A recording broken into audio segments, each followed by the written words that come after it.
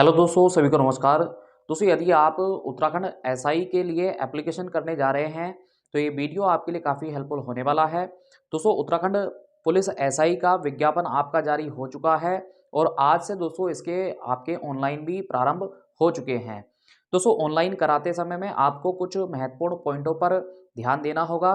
दोस्तों, अगर ये गलती आपकी हो जाती है तो फिर आपके आवेदन को निरस्त कर दिया जाएगा। इसके अलावा दोस्तों देखिए, कुछ पॉइंट तो आपके ऐसे हैं जो कि आपके आवेदन से लेकर के फाइनल सिलेक्शन तक काम में आने वाले हैं। तो दोस्तों, थोड़ा वीडियो लंबा हो सकता है क्योंकि 53 पेज की जो आपकी कंप्लीट पीडीएफ आई हुई है विज्ञप्ति की, उसमें जो भी महत्वपूर्ण आपकी बातें थी वो हमने यहाँ इसमें शामिल की है। तो दोस्तों, यदि आप उत्तराखंड की सभी भर्तियों पर बेहतर अपडेट पाना चाहते हैं तो आप इस चैनल को सब्सक्राइब कर लें, साथ में बेल आइकन को प्रेस कर लें। दोस्तों, समय पर सारी आपको अपडेट इस चैनल के माध्यम से मिलती रहेगी। तो आइए दोस्तों, करते हैं स्टार्ट। देखिए, आप उत्तराखंड एसआई के लिए एप्लीकेशन करने जा रहे हैं तो दोस्तों इन सभी पॉइंटों का आपको पता होना चाहिए। दोस्तों, सबसे पहला पॉइंट है देखिए शैक्षिक योग्यता का। देखिए, कुछ बच्चों के अभी कमेंट आए थे हमारे पास में, कुछ बच्चे मैसेज करके भी पूछ रहे थे कि योग्यता क्या होनी चाहिए एप्लीकेशन के समय में। दोस्तों देखिए, जैसे कि आप सभी को पता है कि एसआई भर्ती के एप्लीकेशन के लिए आपका ग्रेजुएशन मांगा है। अब दोस्तों देखिए, ग्रेजुएशन का भी कई बच्चों को पता नहीं है कि कब तक का ग्रेजुएशन इसमें चलने वाला है। दोस्तों, ग्रेजुएशन जो आपका मान्य होगा, देखिए 20 फरवरी 2024 तक आपका अंक पत्र जारी हो जाना चाहिए। इसका मतलब दोस्तों ये है कि यदि आपने हाल ही में फाइनल सेमेस्टर के यदि अगर एग्जाम दिए हैं, देखिए बीए बीएससी में आपने या ग्रेजुएशन के किसी भी स्तर पे आपने यदि अगर दोस्तों अभी एग्जाम दिया है और आपका रिजल्ट अनाउंसमेंट नहीं हुआ है, आपकी अभी अंक पत्र को जारी नहीं किया गया है, तो आप इसमें आवेदन नहीं कर सकते हैं। इसके लिए आप मान्य नहीं होंगे। दूसरा पॉइंट है दोस्तों कि यदि अगर किसी भी प्रकार का कोई फर्जी डॉक्यूमेंट आपका यदि अगर पकड़ा जाता है, देखिए आपने यदि अगर ऑनलाइन के टाइम पर कोई भी ऐसा प्रमाण पत्र यदि अगर लगा दिया जो कि फर्जी तरीके से बनवाया है, तो आपको 5 वर्ष तक के लिए डीवार घोषित किया जा सकता है। दोस्तों, 5 वर्ष तक फिर ऐसे कैंडिडेट को उत्तराखंड की सभी जो नौकरियां निकलेंगी उसमें एप्लीकेशन करने के लिए मान्य नहीं किया जाएगा।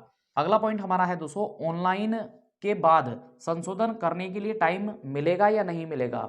तो साथियों, मैं आपको बता दूं, देखिए यदि अगर आपके ऑनलाइन करते समय में कोई किसी प्रकार की दिक्कत हो जाती है, कोई गलती अगर हो जाती है, तो उसमें आप संशोधन कर सकते हैं। दोस्तों, ऑनलाइन की आवेदन तिथि समाप्त होने के बाद में 10 दिन का अतिरिक्त समय आपको दिया जाएगा संशोधन करने के लिए। तो दोस्तों, बहुत अच्छी बात है ये कि अगर किसी प्रकार की ऑनलाइन में कोई गलती अगर हो जाती है तो उसमें आपको 10 दिन का समय दिया जाएगा उसमें संशोधन करने के लिए। पहले तो दोस्तों देखिए, आप इस बात का ध्यान रखें कि किसी प्रकार की कोई गलती ना हो, तो बहुत ज़्यादा अच्छा रहेगा। अगला पॉइंट हमारा है दोस्तों कि केवल एक ही जनपद से आप आवेदन करेंगे। दोस्तों देखिए, जब आप ऑनलाइन करेंगे तो ऑनलाइन करते समय में आपको अपने जनपद का यहाँ पर कोड देना होगा। तो दोस्तों, एक जनपद के लिए ही आप एप्लीकेशन कर सकते हैं। जिसका कोड आपने भर दिया तो समझ लीजिएगा आप उसी जनपद से मान्य हो जाएंगे दोस्तों यहाँ पर। अगला पॉइंट है हमारा दोस्तों कि पहले फिजिकल होगा या पेपर होगा। देखिए, ये भी काफ़ी बच्चों का प्रश्न था कि क्या उत्तराखंड एसआई में फिजिकल पहले होगा या फिर पेपर पहले होगा। तो साथियों, आपका पहले फिजिकल होगा और बाद में आपके पेपर को कंडक्ट कराया जाएगा। देखिए, फिजिकल आपका क्वालिफाई नेचर का है, तो पहले आपका फिजिकल होना है और उसके बाद में फिर आपका एग्जाम कंडक्ट कराया जाएगा। दोस्तों, अगला पॉइंट हमारा है कि महत्वपूर्ण जानकारी के लिए आप अपना वही फ़ोन नंबर और ईमेल आईडी ऑनलाइन के आवेदन समय में लगाएं दोस्तों, जो आप डेली यूज़ कर रहे हैं। देखिए, यदि अगर आयोग को किसी प्रकार की कोई सूचना देनी होगी तो यहाँ पर बताया गया है कि आपके फ़ोन नंबर या फिर ईमेल आईडी पर मैसेज किया जाएगा अगर कोई अपडेट देनी है तो। अगला पॉइंट दोस्तों, ईडब्ल्यूएस कैटेगरी के सभी अभ्यर्थियों के लिए काफ़ी इंपॉर्टेंट है। देखिए, ईडब्ल्यूएस कैटेगरी के कैंडिडेट यदि अगर अपने ईडब्ल्यूएस का लाभ उठाना चाहते हैं तो आपका जो सर्टिफिकेट है दोस्तों, ये आपका वित्तीय वर्ष 2022-23 के आधार पर जो मानक दिए हुए थे उनके आधार पर होना चाहिए। और ये जो आपका प्रमाण पत्र है ये 2023-24 वित्तीय वर्ष के लिए मान्य होना चाहिए। दोस्तों, मैंने आपको ये बताया है कि देखिए 2022-23 में जो शर्तें आई थी उसके आधार पर आपका सर्टिफिकेट बना होना चाहिए जो कि मान्य होना चाहिए 2023-24 के लिए। तो 2023-24 के वित्तीय वर्ष के अकॉर्डिंग आपका ये मान्य होना चाहिए दोस्तों। सीधे तौर पर आप समझ सकते हैं दोस्तों कि आपका ईडब्ल्यूएस जो सर्टिफिकेट है वो एक्सपायर डेट का बिल्कुल ना हो। दोस्तों देखिए, एक्सपायर डेट जो आपकी रहेगी वो आवेदन की अंतिम तिथि, यानी कि दोस्तों आवेदन की देखिए जो अंतिम तिथि है आपकी वो है 20 फरवरी, और 20 फरवरी तक दोस्तों आपका ईडब्ल्यूएस जो सर्टिफिकेट है ये मान्य होना चाहिए। इसके अलावा देखिए, अगर ओबीसी कैटेगरी के अभ्यर्थियों की बात करें तो ओबीसी कैटेगरी के अभ्यर्थियों के लिए दोस्तों 3 वर्ष के लिए ही आपका जाति प्रमाण पत्र होता है। तो आप इसको अच्छे से देख लें कि 20 फरवरी तक ये मान्य है या नहीं। 20 फरवरी 2024 से पहले पहले यदि अगर उसकी एक्सपायरी डेट है तो दोस्तों आप उसको रिन्यूअल अभी करा लें ऑनलाइन कराने से पहले।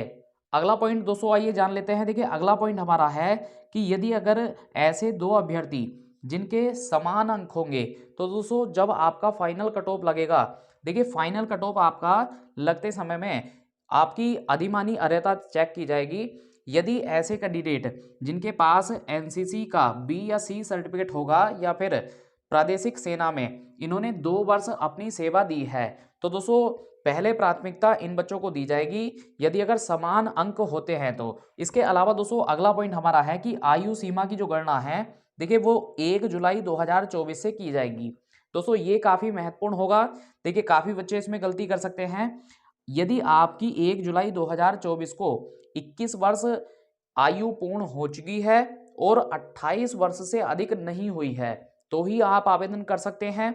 इसके अलावा दोस्तों देखिए बात करें तो 2022 में भी ये विज्ञप्ति एक बार आई थी, तो उस समय में भी काफ़ी बच्चों ने एप्लीकेशन किया था। तो दोस्तों जो कैंडिडेट 2022 में अप्लाई किए हुए थे उनका जो आयु का गणना होगा वो 1 जुलाई 2021 से किया जाएगा। तो इसके अनुसार दोस्तों देखिए आपकी एज 21 वर्ष कंप्लीट होनी चाहिए और आपकी एज 29 वर्ष से अधिक नहीं होनी चाहिए। तो दोस्तों आपकी जो आयु की गणना है ये 1 जुलाई 2021 से की जाएगी, जबकि जो कैंडिडेट अभी एप्लीकेशन करेंगे उनकी आयु की गणना 1 जुलाई 2024 से की जाएगी। आइए दोस्तों जान लेते हैं आगे और क्या महत्वपूर्ण फैक्ट है। देखिए साथियों, अगर बात करें यहाँ पर आयु सीमा की तो ओबीसी, एससी, एसटी और स्वतंत्रता संग्राम सेनानी जो कैंडिडेट हैं इनको आयु सीमा में 5 वर्ष की छूट दी जाएगी। तो जो दिव्यांगजन अभ्यर्थी हैं इनको 10 वर्ष की आयु में छूट दी जाएगी। अगला पॉइंट हमारा है दोस्तों कि पंजीकरण। देखिए पंजीकरण जो आपका है ये 20 फरवरी 2024 तक मान्य रहेगा। देखिए यदि अगर आपने पंजीकरण करा रखा है तो ये आपका पंजीकरण 20 फरवरी 2024 तक देखिए उसकी तिथि ना निकली हुई हो, यदि अगर ये एक्सपायर तिथि हो चुकी है तो फिर वो मान्य नहीं होगा। तो दोस्तों ऑनलाइन कराने से पहले आप अपने पंजीकरण की एक बार एक्सपायर तिथि को चेक जरूर कर लें कि वो कब तक के लिए मान्य है। यदि अगर 20 फरवरी 2024 तक वो मान्य नहीं है तो आप पहले अपना पंजीकरण रिन्यूअल करा लें, तभी आप अपना ऑनलाइन कराएं। तो दोस्तों ऐसे अभ्यर्थी जो कि उत्तराखंड की किसी सेवा में अपनी सेवा दे रहे हैं, जो अलग अलग पोस्ट पर अपनी उत्तराखंड में सेवा दे रहे हैं, ऐसे अभ्यर्थियों के लिए पंजीकरण के लिए छूट दी गई है कि उनके पास यदि अगर पंजीकरण नहीं भी है तो भी वो अपना आवेदन यहाँ पर कर सकते हैं। दोस्तों अगला पॉइंट हमारा है एग्जाम को लेकर के। देखिए आपके 2 पेपर दोस्तों होने हैं। देखिए पहला पेपर जो होगा आपका वो हिंदी और रीजनिंग का होगा, जिसमें हिंदी के प्रश्नों की संख्या 100 रहेगी और रीजनिंग के प्रश्नों की संख्या आपकी रहेगी 250। तो 150 क्वेश्चनों का आपका एक पेपर पहला होगा दोस्तों, और इसके लिए आपको 2 घंटे का समय दिया जाएगा। दूसरा पेपर दोस्तों आपका इसी दिन रहेगा जिस दिन आपका पहला पेपर होना है। तो दोनों पेपर आपके एक ही दिन कंडक्ट किए जाएंगे दोस्तों। और दूसरे पेपर में आपके देखिए अगर जीएस के क्वेश्चन की बात करें तो 75 होंगे और मैथ के क्वेश्चन की संख्या भी इसमें आपकी 75 होगी। तो दोस्तों 150 ही क्वेश्चनों का एक और आपका पेपर होगा। दोस्तों सीधे तौर पर आप समझ सकते हैं कि 300 क्वेश्चनों की जो आपकी उत्तराखंड एसआई की परीक्षा है ये आपकी 2 पेपरों में डिवाइड की गई है इस तरह से। तो दोस्तों इस प्रकार से ये पूरी प्रक्रिया आपकी रहेगी उत्तराखंड एसआई की। इसके अलावा दोस्तों यदि आपका कोई डाउट अगर रह गया है तो आप कमेंट करके पूछ सकते हैं। उत्तराखंड की सभी भर्तियों पर बेहतर जानकारी के लिए आप जुड़े रहिए हमारे साथ। जय हिंद, वंदे मातरम।